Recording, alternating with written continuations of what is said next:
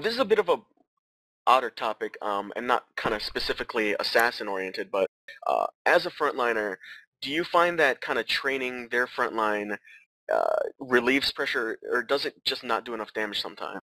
I actually think it kind of delays the inevitable, in a sense that it's easy for monks to prot you. If you're attacking their frontline, it's a lot easier for them to just prot the frontline up, and it relieves pressure on them. And they can just give the warrior you're attacking an aura or guardian, and you line back in and won't really do much. So Does that yeah, does that change at all with an assassin where you could drop the prots in, like where your attack skills, for example, a lot of it is, you do a decent amount to a warrior? yeah.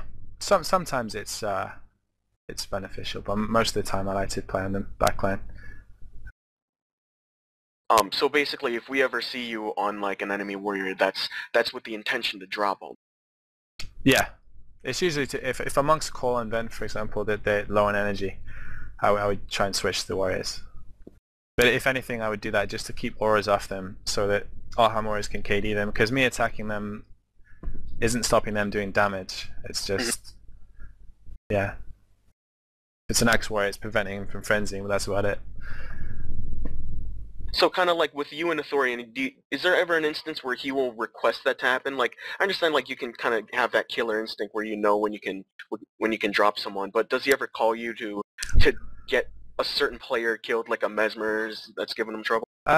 Yeah, the monks would always call if a specific skill or player is hurting us the most. They would call, and then myself and anyone like the ranger would immediately go on that player and shut down the key skill. That's the Yeah, the reason I ask is because it's kind of like, especially with our target demographic, which is kind of like this kind of mid-tier GVG thing, the idea of what to be attacking sometimes can become sort of this sort of confusing morass of targets out there where you sort of want to hit the softest targets, but then sometimes they're just out of reach. It's really hard for them to prioritize certain targets. So the idea is give some kind of clarity as to what situations you can line back, or if that actually does anything. yeah. I think it just comes with experience. Basically, you get a feel for who to attack and what to do at the right time. So. Do we have any other questions for the front line with, I don't know, APOC, Ingra, Eco? Alright, well, I don't know, if we don't have any other questions, I kind of wanted to ask something kind of a bit of fun. Do you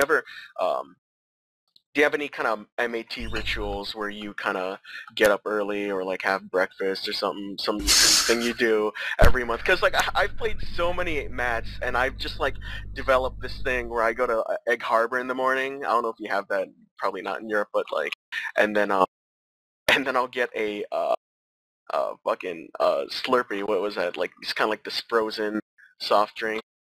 And that kind of gets me all caffeinated for MAT. So that's like my ritual. Yeah, I always have a can of Red Bull, and I play the single limbs. I actually play the single limbs half naked. Oh, half naked? Yeah, see, I go for a shower after the first 6. I'm a bit sweaty, so I go for a shower and come back in a towel, and then that's it. Just relax. Do we have anything from I don't know, Ithurian or anyone else in our panel? Kind of MAT rituals? I don't know. One thing that I actually used to do that actually kind of did help, because like, I mean, I live on the west coast of America, so I have to wake up at like 7 in the morning to play monthlies. And something that actually does help me is to like play a game of StarCraft or something right before the matches start. And that actually does help me like wake up from the days that I'm in from just waking up and help me get focused and stuff. I haven't done that in a while, but I used to do that kind of often. Nice. Well, if anyone's got like funny MAT kind of ritual stories, I'll take whispers on or PMs in IRC. Lemmings. Lemon has to wake up at what, 5 a.m. is it for MATs? That's actually a good point. What time do the Euros get up for MAT? Like this month, for example. It's Sleeping. kind of late afternoon, so it's not too bad at all. How luxurious. I think it started at 4 Yeah. PM for me.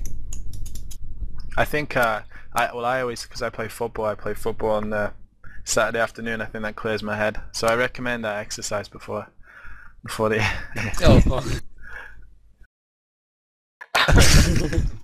Just get up at the crack of dawn, work out, take a shower, play the MAT naked like Rocky a... theme tune. Went up downstairs. Alright, well, do we have any other comments or questions? No one had any weird MAT rituals to share on IRC or anything. I just get up early, that's all. Oh, gotta whisper, what is this? Someone, oh, we got a question from the audience, for Ithorian if he's still around. I'm not so sure he is. I think Well, he's eating. Let's hear it anyway. It's kind of one thing I did, like a weird thing, back in the day when I played, like whenever I'd have, like since I play midline, I'd always have to deal with, you know, Mesmers and Rangers kind of trying to shut me down. I would, every time I found that like taunting them in chat actually like made them miss more throughout the game. Like every time they'd miss a D shot, I would always say nice D shot. And it would really get under their skin sometimes. Like certain Rangers more than others, like Broken for example, oh man. Well, you know, okay, so we basically have, the question came in, he says, does having some sort of prodding experience help with playing a WoW bar? Most definitely. With certain things like WoW is also infuse based, so it's hard to play monk without watching the field, and prot more than anything, you have to commit lots of attention to the field, because you can't prot reactively, you always have to prot proactively, and being that aware always is good on monk or any class. Sorry, I totally cut some people off. You covered it quite well. I think any experience that you can get like on different positions is going to be helpful. Gives you different viewpoints of what's going on, what people are thinking. Yeah, that's pretty important because like even as a midliner, playing a prop monk would let you see incoming damage. Like as a monk, just in generally, if you play a lot of monk, you get to just see when you see danger incoming and from where and how to deal with it, and like having that sort of reaction speed and these internal contingencies are so are so good for mitigation, and that's what I think is missing from a lot of midliners that I see playing nowadays. Is they don't really seem to, like, as long as they get what they're trying to do off, they don't seem to really take into consideration how much damage they're taking and how that taxes their own monk. Especially last MAT, there was a whole lot of like midline tanking damage, like especially in hex builds. Like they're trying to cast a couple of hexes, and it's just like useless hexes, like cover hexes that they cast, like a mind rat, and then they would eat like 3/4 of their health bar in the process. That happened a bit in the finals. Yeah. I watched the commentary on our match. Yeah. Yeah, we did kind of fudge that up. Where like at the beginning, we usually make sure everyone's on the same mobs, and we didn't. So like, out of our forecasters, 2 of them were on one, and 2 of them were on the other. Do we kind of feel like the game is like pretty like decently balanced for the time being, like assault enchantments notwithstanding? Yeah. Oh, no, I think Although I still think the Blood Necro is a little bit too strong. I mean, the thing is, before you could shut it down, you could rupt it, and now you can't do that. I'm not sure it was much of a nerf, to be honest with you. Okay, so the question came in. It's asking, is using Shielding Hands on a Guild Lord beneficial, or does it count against you because it's an enchantment? I can let the cat out of the bag because we don't play anymore, but like back in RAR, we actually tested every single prot to see which ones would work on it. You have any idea how long that took? It was like 20 minutes just to test once. Anyway, we did, Shielding Hands does work on aggression back in 2009 at least. So unless they changed it, it should work. Right, SOA doesn't count, and neither does ROF, but for some reason, Shielding Hands seems to function. Like, how we tested it was we had, what do you call it? We just had, like, the same damage Mind Blast hit once on each Lord, where one Guild Lord had, like, a dummy enchantment cast on him, one had Shielding Hands, and the Shielding Hands one won the aggression count at the end, so we were just like, oh, I guess that does work. And we kind of kept it under our hat the entire time, too. We were now. Here's the thing.